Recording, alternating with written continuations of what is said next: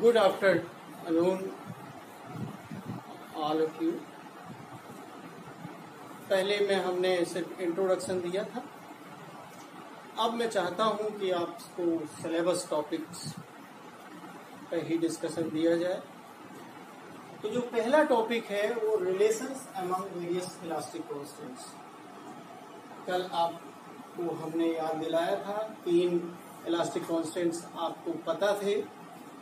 Young's modulus y, bulk modulus k and fourth हमने discuss किया था. कुछ लोग पहले से ही जानते होंगे पॉइसन्स रेशियो सी. इसके लिए हमने फिगर पहले से बना दिया है. ये क्यूब है जिसकी फ्रंट और बैक सरफेसेस को हमने मार्क किया हुआ है. फ्रंट सरफेस है ए बी सी डी और जो बैक सरफेस है वो ई एफ जी एच. इसकी जो साइड की लेंथ है ये 1 यूनिट है.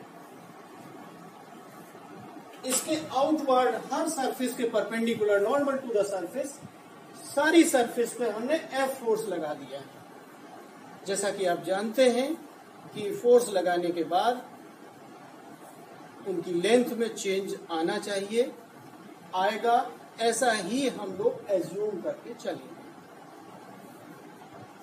हमारा जो एजम्पशन है, मैं एक बार फिर कहना चाहता हूं कि ब्लैक बोर्ड पे सारी डिटेल में लिखना उचित नहीं है. आप जब भी वीडियो देखें आप नोट्स सामने रख लें. तो आपका अगर व्हाइट बोर्ड पे नहीं भी दिख रहा है तो जो हमने नोट्स में दिया है उसी को एक्सप्लेन करने के लिए हमने वीडियो बनाया है. तो आपको बहुत ही आसानी होगी. तो बहुत बड़ा काम नहीं हमने किया है, सिर्फ एक क्यूब एज्यूम किया है. You can assume cube. Her side simplicity के लिए हमने 1 यूनिट ली हुई है. 1 यूनिट का मतलब 1 मीटर या 1 सेंटीमीटर. ठीक है. तो एक साधारण सी बात जो हमने लिखी है कि हर साइड की लेंथ 1 यूनिट है. जगह नहीं थी तो हमने यहाँ यूनिट नहीं लिखा हुआ है. तो निश्चित रूप से जो सरफेस है उसका एरिया 1 इंटू 1 यूनिट स्क्वायर होगा. और इस का जो वॉल्यूम है क्यूब का वो 1 यूनिट क्यूब है. इतनी सी बात. पहले आप एक क्यूब को एज्यूम करिए, उसकी कल्पना कर सकते हो. आप कोई भी क्यूब आप सामने रख के भी समझ सकते हो. तो आप समझना चाहें तो समझ लीजिए, वो सेल्फ में आप स्वयं में भी कर सकते हो. तो लेंथ ऑफ द साइड ये हमने लिखी थी, इसको मैं मिटाए जा रहा हूं. एरिया भी 1 यूनिट स्क्वायर है और वॉल्यूम भी 1 यूनिट क्यूब. 2 बात है. पहली बात है कि एक ये यूनिट लेंथ वाला एक क्यूब है. हम इलास्टिसिटी को समझने के लिए इस पे ऑल सरफेसेस के परपेंडिकुलर, ऑल 6 फेसेस के परपेंडिकुलर एफ फोर्स आउटवर्ड लगा रहे हैं. तो इनकी लेंथ में, एरिया में, वॉल्यूम में, सभी में परिवर्तन आएगा. कुछ एजम्पशंस हैं. सेकेंड पॉइंट पे हमने एक और एज्यूम किया है, नोट्स में लिखा हुआ है. Late alpha be the increase in length per unit stress. पर unit length per unit stress. अब अगर हम स्ट्रेस की वजह से लंबाई में परिवर्तन, लंबाई में चेंज देखना चाहते हैं तो जो ए बी लेंथ है, हम ए बी तो 1 यूनिट था ही, तो चेंज होने के बाद इसकी लंबाई हुई ए बी प्राइम. अब कितनी होगी? 1. अब increase in length per unit area पर यूनिट स्ट्रेस.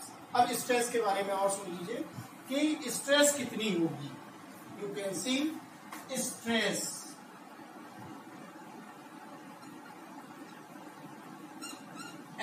अपॉन एरिया होता है, एरिया 1 यूनिट स्क्वायर है, तो इसका मतलब है स्ट्रेस भी एफ ही होगी मैग्नीट्यूड वाइज। तो यूनिट स्ट्रेस होने पे अल्फा लंबाई में वृद्धि हो रही है या इंक्रीज हो रही है लेंथ, तो अल्फा एफ स्ट्रेस लगने पे ये एफ अल्फा बढ़ेगी, तो हमने जोड़ दिया F alpha 1 plus F alpha, ये इंक्रीज है लेंथ। अब मैं फिर बैक में आ रहा हूं, जब हमने पॉइसंस रेशियो बताया था, तो अगर इस डायरेक्शन में लंबाई में इंक्रीज हो रहा था, तो इसकी जो परपेंडिकुलर डायमेंशन है उसमें डिक्रीमेंट हो रहा है। कहीं भी आप जब किसी भी मैटर के सैंपल को लंबाई में खींचेंगे, यानी लॉन्गिट्यूडनल डायरेक्शन में खींचेंगे, तो लंबाई में बढ़ेगी, लेकिन साथ ही साथ उसके परपेंडिकुलर डायरेक्शन में या ट्रांसवर्स डायरेक्शन में या लेटरल स्टेट में डिक्रीज आएगा। इसके लिए हम एक दूसरा एजम्पशन और लेंगे, let beta be the decrease in length, beta be the decrease in length.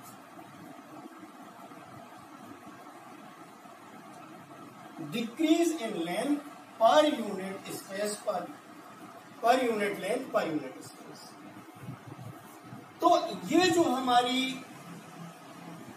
जो साइड है ए बी लेंथ वाइज खींचने की वजह से एफ अल्फा। अब आप ध्यान लीजिए, हमने ऑल 6 फेसेस पे फोर्स लगाया था, यानी स्ट्रेस अप्लाई करी। इसकी आप ट्यूब में खूब अच्छे से जानते हैं कि एक ये ए बी है, ए बी के परपेंडिकुलर बी सी है और बी एफ भी उसके परपेंडिकुलर है। जब हम ये एज्यूम कर रहे हैं कि ए बी की लंबाई बढ़ रही है, तो क्या साथ साथ बी सी की लंबाई नहीं बढ़ रही होगी? निश्चित रूप से बढ़ रही है। बी एफ की भी लंबाई बढ़ रही है।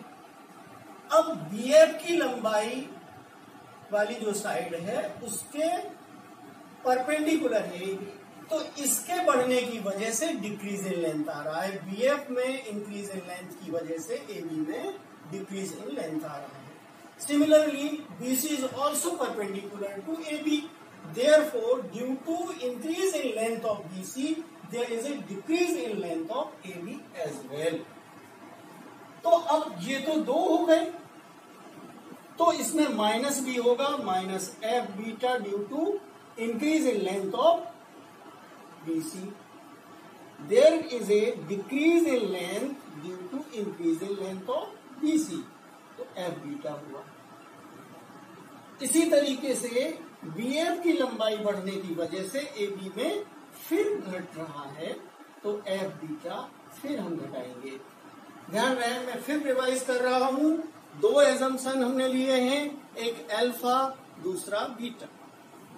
Alpha is increase in length per unit stress, beta is decrease in length per unit stress due to increase in length of other perpendicular sides. तो ये हुआ, इसको आप लिख सकते हो इक्वल्स 1 प्लस एफ कॉमन लिया, दोनों को मिला दिया, अल्फा माइनस 2 बीटा। जब हमने ए बी को कंसीडर किया है, तो सिमिलर वे में हम बीसी को जब कंसीडर कर रहे हैं, सेम एजम्पशन लेते हुए हम ये भी दिखा सकते हैं कि बीसी की लंबाई को बढ़ते हुए जब आप कंसीडर कर रहे हैं, तो इसकी लंबाई में बढ़ोतरी आप एफ अल्फा दिखाएंगे और इसकी लंबाई में बढ़ोतरी की वजह से एफ बीटा भी दिखाएंगे। इसमें लंबाई में बढ़ने की वजह से एफ बीटा का और माइनस करेंगे, तो similarly BC dash will be 1 plus F alpha minus 2 beta. ऐसे ही हम ये जो बी एफ डैश है, तीसरी वाली साइड है, इसके साथ भी वही सिमिलर कॉन्सेप्ट लगाते हुए इस साइड की भी लंबाई due to application of stresses you can consider the change length AB dash BC dash and BF dash will be 1 plus F alpha minus 2 beta. Okay, I think you are clear on these points. मैं इसको मिटा रहा हूं. बहुत simple सा ये derivation है, relation का निकालना है. अब मैं बहुत सरल सी चीज, साधारण सी चीज बताना चाहता हूं. जब पहले वॉल्यूम था, इनिशियल वॉल्यूम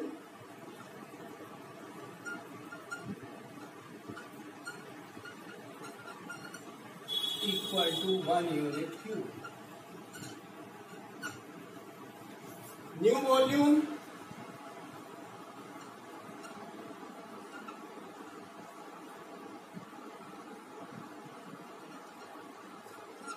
अब साइड कितनी हो गई है?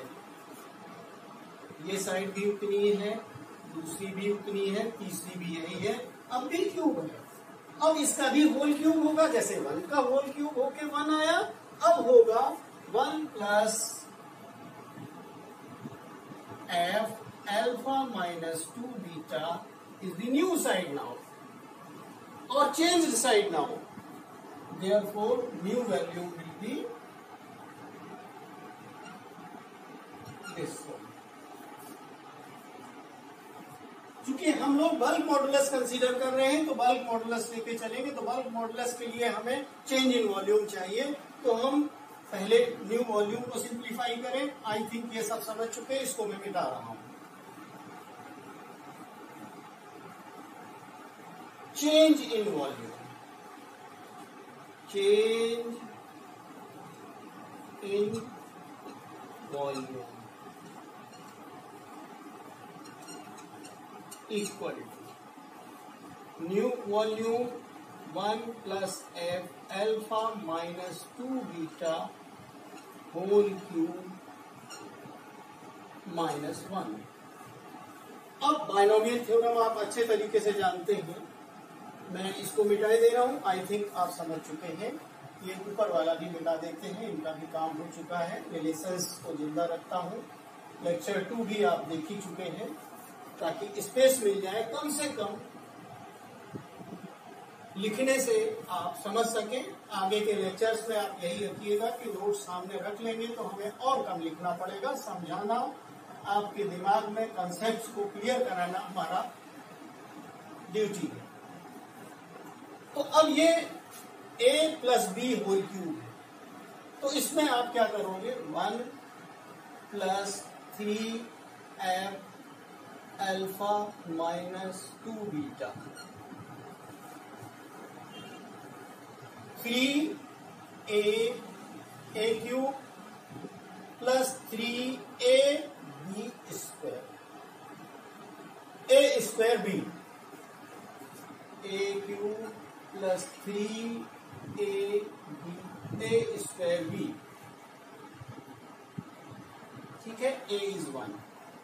अब आप 3AB स्क्वायर करेंगे, फिर B क्यूब करेंगे. नहीं करेंगे? इस फॉर्मूले से हम लोग एक्सपेंशन करेंगे, लेकिन मैं आगे कर इसलिए नहीं रहा हूं. आप जानते हैं कि जो हमारे मटेरियल्स हैं, जो ज्यादातर इलास्टिक है, आयरन है, कॉपर है, गोल्ड है, इन पे वो भी करते हैं. ऐसा नहीं कि रबर की तरह बहुत ज्यादा उसमें लंबाई में परिवर्तन होता है, बहुत कम परिवर्तन होता है. तो चेंज इन लेंथ जो है वो 3F अल्फा माइनस 2 बीटा है.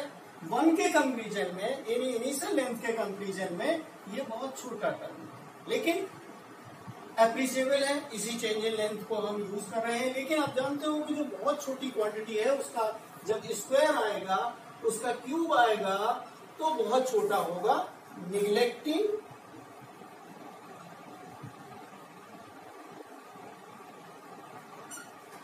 Other terms, other terms.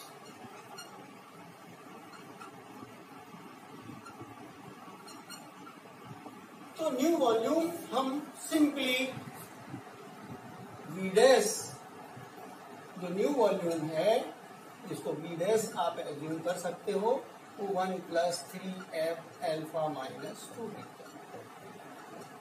एक बार फिर मैं रिपीट कर रहा हूं, हमने इनिशियली लेंथ को 1 यूनिट लिया था, इसके बाद हमने 2 क्वांटिटीज एज्यूम करी थी, अल्फा और बीटा।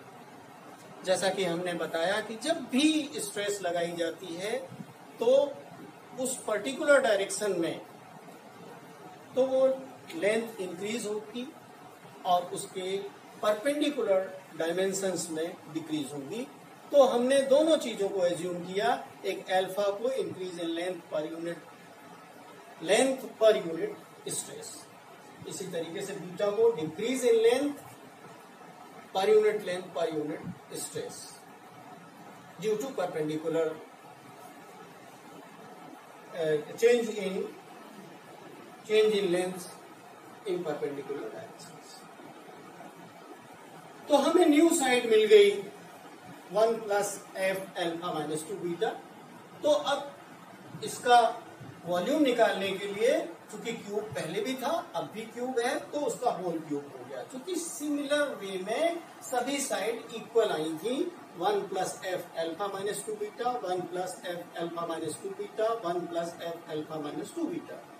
हमने उसका होल क्यूब किया। जब हमने एक्सपेंशन किया तो इस वाले बाइनोमियल से एक्सपेंड किया, कंसीडरिंग दैट चेंज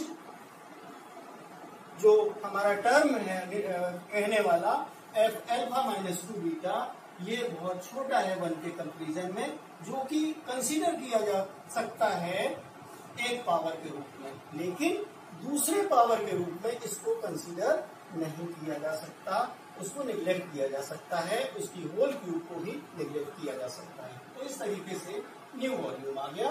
तो चेंज इन वॉल्यूम जो आया, change in volume v dash minus v। तो v डैश माइनस v अगर करेंगे तो हम यहीं पे दिखाई दे रहे हैं, change in volume v dash minus v, इसमें से -1 होगा, ये कैंसिल होगा। तो simply change in volume is 3f alpha minus 2 beta. I think response देने के लिए आप हमारे सामने नहीं बैठे हैं, लेकिन मैं एज्यूम करके चलता हूं कि आपको क्लियर हुआ है। ये चेंज इन वॉल्यूम रिप्रेजेंट कर रहा है। तो अगर हम बल्क मॉडुलस का फॉर्मूला लगाना चाहें, के का बल्क मॉडुलस के, मैं लिख नहीं रहा हूं क्योंकि बहुत छोटा ये बोर्ड है, व्हाइट बोर्ड, तो इस पर बहुत बड़ा नहीं लिख पा रहे हैं। तो बल्क मॉडुलस के equal to stress, normal stress कितनी है f। मैं लिख नहीं रहा हूं, आप समझ लीजिए, stress upon volume strain. Volume strain होता है चेंज इन वॉल्यूम यानी डेल्टा v अपॉन v। तो अब आप f को f लिखा रहने देंगे, क्योंकि हमने स्ट्रेस f ही अप्लाई करी है। चेंज इन वॉल्यूम है 3f alpha minus 2 beta,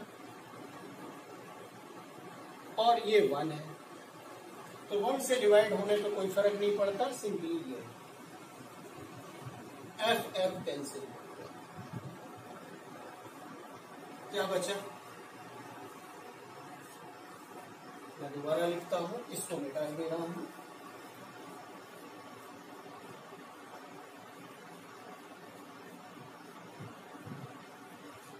k equal to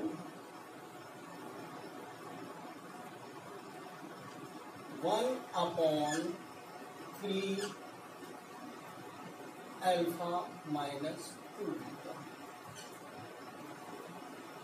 which can also be written as, हम अल्फा को कॉमन निकाल के बाहर करें तो 1/3 alpha 1 minus 2 beta upon alpha निश्चित रूप से हो जाएगा। इसी को हम फिर अपने अंदाज में लिख रहे हैं, 1/अल्फा in the numerator divided by 3 1 minus 2 beta upon alpha। अब बस रिलेशन करीब करीब डिराइव हो चुका है, कुछ बातें हमको और करनी है, बुक में उस ढंग से नहीं लिखी होती है, but I have to explain it. ये मैं पीछे वाला मिटाए दे रहा हूं और ये मैं 1 अपॉन एल्फा क्या होगा, बीटा अपॉन एल्फा क्या होगा, इनको समझाने की कोशिश कर रहा हूं। व्हाट इज 1 अपॉन एल्फा और what is beta upon alpha as per physics.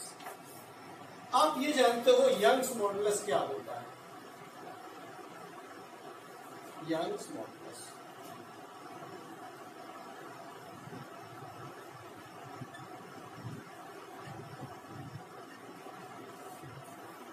Young's modulus Y होता है stress upon strain, longitude normal stress upon longitudinal strain.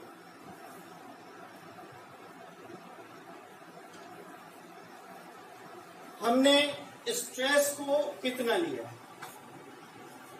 इस पे हम ध्यान नहीं देते हैं, इसको हम इस तरीके से लिखते हैं और स्ट्रेस को हम डिनोमिनेटर में ले जाते हैं, 1 लिखते हैं, तो ये स्ट्रेन अपॉन स्ट्रेस।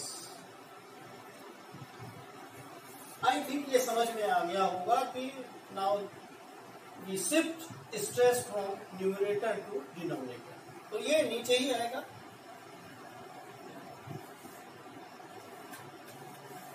अब आप देख लीजिए, strain is change in length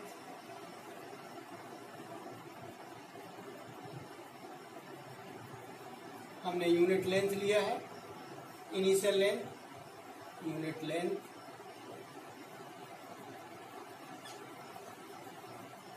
ये स्ट्रेस भी आप यही लिख सकते हो। जैसा कि हमारी डेफिनेशन कह रही है अल्फा की, अल्फा है increase in length, unit length है। अब हम स्ट्रेस को भी यूनिट की तरह, यूनिट के लिए हमने कहा कि यूनिट स्ट्रेस होने पे ये ऐसा होता है, तो हम इसको 1 इसको भी एज्यूम करें, इनको भी एज्यूम करें, तो increase in length per unit length